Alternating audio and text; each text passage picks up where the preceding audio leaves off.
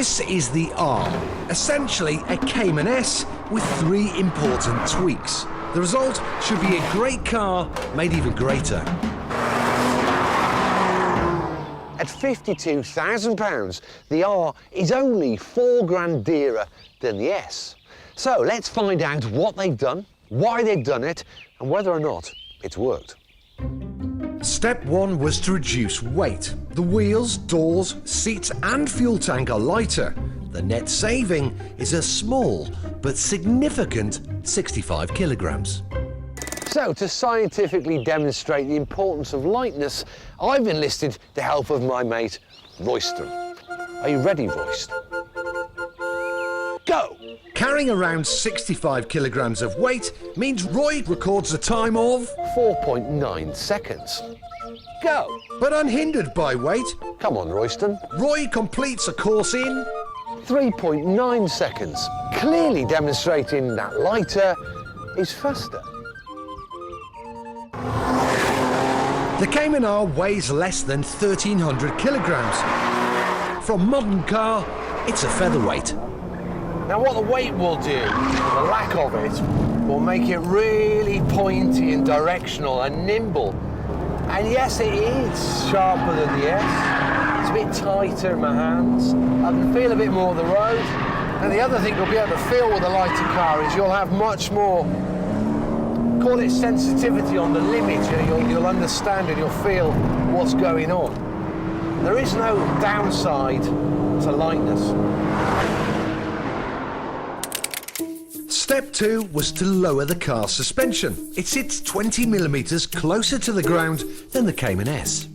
Now, to demonstrate why being close to the ground is important, here's Roy. Now, when he's standing up and quite high off the ground, if I give him a push, it's not very stable. But when he's sat down, sit down, Roy, his centre of gravity is much lower and he's much more stable. So I'll give him a push now. He's not budging. In lowering the Cayman R, Porsche have basically made it sit down. Because it's got a lower centre of gravity, you will have fractionally more grip. It will also alter the aerodynamics of the car. It might have fractionally less overall drag. Really finite little things. Can I feel it? No. The final tweak is to the engine. The Cayman R's 3.4-litre 6-cylinder has 10 more horsepower than the Cayman S. Now, to show you why having more power is important, we're going to have a race.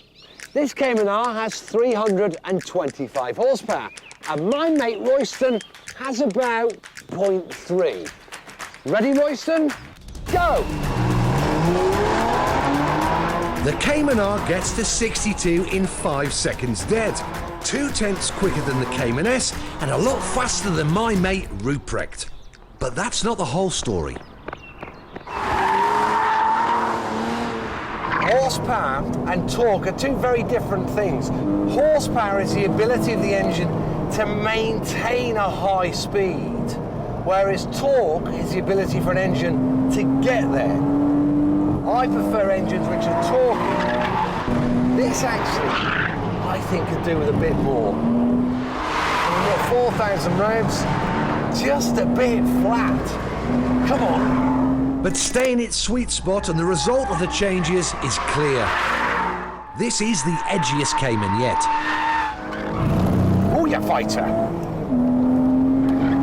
She just wants to give you a little bite. The R is for real petrol heads who aren't afraid of a twitchy chassis. The changes are subtle, but Porsche have done enough. They've made a great car greater.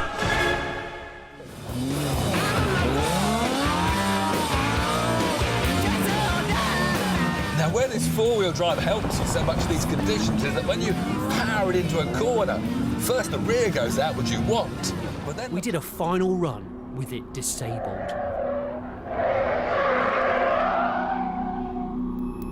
Turn it the other way. Whoa, turn it the other way.